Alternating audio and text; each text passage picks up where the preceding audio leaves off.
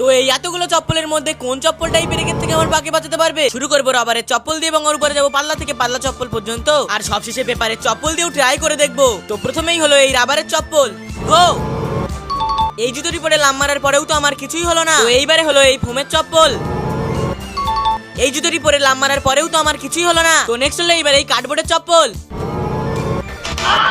Guys, এটা পরে লাম মারার পরে আমার পায়ে একটু লাগলো কিন্তু হয়ে গেল। তো নেক্সট হলো এইবার এই থার্মোকলের চপ্পল। এটা পরে লাম মারার পরে আমার পায়ে একটু লাগলো কিন্তু হয়ে গেল। তো সবশেষে হলো এই পেপারের চপ্পল, আর এটা কিন্তু অনেকটাই পাতলা। আর এটা পরে যদি আমি লাম মারতে পারি তাহলে তোমাদের লাইক এবং সাবস্ক্রাইব দুটো একসাথে করতে হবে, যেটা তোমরা করতে পারবে না বিশ্ব সিলেক্ট করে দেখতে পারো। চলো গো! সাবস্ক্রাইব।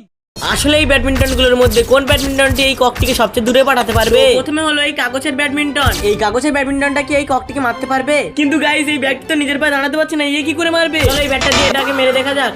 যা গাইস, এ তো ছিঁড়ে বেরিয়ে গেল। তো নেক্সট হলো এবার এই থার্মোকলের ব্যাডমিন্টন। এটা কি এই ককটিকে মারতে পারবে? গাইস, এই ব্যাটটাও তো মারতে পারলো না, আরো ভেঙে বেরিয়ে গেল। এইবার হলো এই কাপড়ের ব্যাডমিন্টন। এটা কি এই ককটিকে মারতে পারবে? আগে দুটো ব্যাডমিন্টন তো এই ককটিকে মারতে পারলো না, এবং এই কাপড়ের ব্যাডমিন্টনটা কি এই ককটিকে মারতে পারবে? চলো এটা মারতে পারে কিনা দেখি।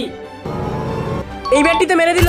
সবশেষে হলো এই লোহার ব্যাডমিন্টন। এটা কি এই ককটিকে মারতে পারবে? যদি মারতে পারে তাহলে কিন্তু লাইক এবং সাবস্ক্রাইব দুটো একসাথে করতে হবে, যেটা তোমরা করতে পারবে না বিশ্বাস হলে ট্রাই করে দেখতে পারো। তো গাইস, চলো এই ব্যাডমিন্টনটা এই ককটিকে মারতে পারে কিনা দেখি। গাইস, মারতে পেরেছে, লাইক এন্ড সাবস্ক্রাইব করে দাও। তো এই দুটো কালারের মধ্যে কোন কালারটা সবচেয়ে best? Marker colour versus crayon colour. তো সবচেয়ে বেস্ট হলো এই ক্রেয়ন কালার। না, হেড সবচেয়ে বেস্ট হলো স্কেচ পেন কালার। তো গাইস, চলো টেস্ট করে দেখি কোনটা সবচেয়ে বেস্ট। হ্যাঁ, চল যাও। যার জন্য প্রথমেই দুটো আর্ট পেপার আমরা দেয়ালে এরকম ভাবে টাঙিয়ে নেব, এন্ড একটা ম্যাজিক করে দুটো আপেল আমরা এরকম এঁকে নেব। তো ঠিক আছে, এবারে এটাকে রং করতে হবে। তো প্রথমে হলো এই ক্রেয়ন কালার। তাড়াতাড়ি করে আমি আপেলের লোগোতে রং করতে শুরু করে দিলাম, এবং দেখতে দেখতে আমার আপেল আঁকাটা পুরো কমপ্লিট। তো এইবার হলো স্কেচ পেন কালার। ওরে বাবা রে, সবুজ তো বলছে এটা 1 মিনিটে পুরো কমপ্লিট করে দেবে। দেখো 1 মিনিটে অবশ্য পারেনি, এটা করতে 10 মিনিট সময় লেগেছে। তো যাই হোক গাইস, এই দুটো কালারের মধ্যে কোন কালারটা সবচেয়ে বেস্ট? তোমরা সেটা কমেন্টে এসে বলে যাও। তোমরাও তোমাদের বাড়িতে এরকম একটা খবরের কাগজ দিয়ে সুন্দর হট এয়ার বেলুন বানাতে পারবে। কিভাবে? তাহলে শোনো, আজকে আমি যখন ঘুমাচ্ছিলাম আমার মাথায় একটা খতরনাক আইডিয়া আসলো এবং আমার ঘুমটা ভেঙে গেল। তোমরা নিশ্চয়ই আগের ভিডিওতে দেখে থাকবে আমি একটা ক্যারি ব্যাগ দিয়ে যেমন প্যারাশুট বানিয়ে দেখেছিলাম। তো এই ভিডিওতে তোমরা শুধুমাত্র দেখবে একটা খবরের কাগজ দিয়ে হট এয়ার বেলুন বানানো। আমি কি পারবো? চলো দেখা যাক। প্রথমে এই কাগজটাকে ভালো করে মুড়ে মুচড়ে এক জায়গায় করে নিতে হবে, যেভাবে তোমাদের গার্লফ্রেন্ড তোমাদেরকে ছেড়ে দিয়ে চলে গিয়েছিল। নেক্সট এইবার তোমাদের এই গার্লফ্রেন্ড মানে এই কাগজটাকে ভালো করে খুলে একেবারে সমান করে নিতে হবে। তারপরে খবরের কাগজের 4টি কোণাকে পুরো এক জায়গায় করে নিতে হবে। নেক্সট তারপরে আমাদের লাগবে এরকম একটা সুতো। তারপরে আমাদের এই কাগজের 4টি কোণাকে এই সুতো দিয়ে ভালো করে বেঁধে নিতে হবে। গাইস দেখো, বাঁধা কমপ্লিট। এখন একটা হট এয়ার বেলুনের মতোই দেখতে লাগছে। তো গাইস, তোমাদের কি মনে হচ্ছে হট এয়ার বেলুনটি কি উড়বে? যদি উঠতে পারে তাহলে কিন্তু লাইক এবং সাবস্ক্রাইব দুটো একসাথে করতে হবে, যেটা তোমরা করতে পারবে না বিশ্বাস হলে ট্রাই করে দেখতে পারো। তো গাইস, এবার দেখবো এটা উড়বে কি উড়বে না। নেক্সট তারপরে আমরা যে হট এয়ার বেলুনটিকে বানিয়েছিলাম তার চারিদিকে ভালো করে আগুন লাগিয়ে দেবো, যাতে সেটা উড়ে যেতে পারে। কিছুক্ষণ পরে আগুন নিভে যেতেই হট এয়ার বেলুনটি আস্তে আস্তে আকাশের দিকে উড়ে গেল। 1 টাকা দিয়ে তোমরাও তোমাদের বাড়িতে এরকম সুন্দর স্মোক বাবল বানাতে পারবে, এন্ড এটা বানানো খুব ইজি। এন্ড এটাকে বানানোর জন্য লাগবে 1 চামচ চিনি এবং যে কোনো ধরনের কোনো শ্যাম্পু। এন্ড শ্যাম্পুটাকে দিয়ে অল্প জল দিয়ে একটা চামচের সাহায্যে ভালো করে মিক্স করে নেব, এবং এই মিক্স করাটা যতটা সহজ লাগছে ততটা কিন্তু সহজ নয় গাইস। তো এটা মিক্স করার থেকে সবচেয়ে কঠিন কাজ হলো লাইক এবং সাবস্ক্রাইব দুটো একসাথে করা, যেটা তোমরা করতে পারবে না বিশেষ হলে তোমরা করে দেখতে পারো। এইবার লাগবে ধূপকাঠি, এন্ড এটা একটা ম্যাচিসের সাহায্যে আমরা জ্বালিয়ে নেব। উপরের সাহায্যে বোতলের সাইডে নিচের দিকে এবং উপরের দিকে দুটো ভালো করে ফুটো করে নেব, এন্ড উপরের ফুটোটাতে ভালো করে ধূপটিকে হোল্ড করে রাখবো। এরকম করে এই বোতলটির মধ্যে ধোঁয়াগুলোকে ভালো করে জমা করে নেব।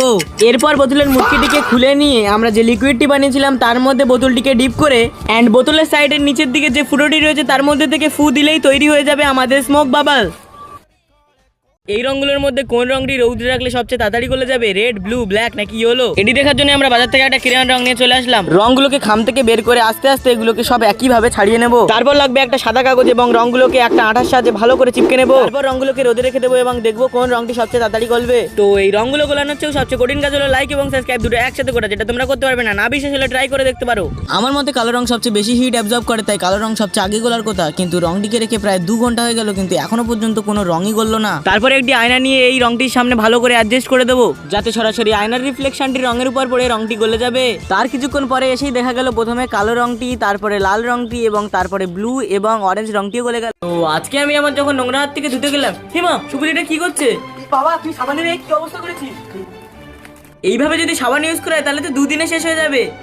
দাঁড়া, এই সাবানটার তো একটা যে কোনো ব্যবস্থা করতেই হবে।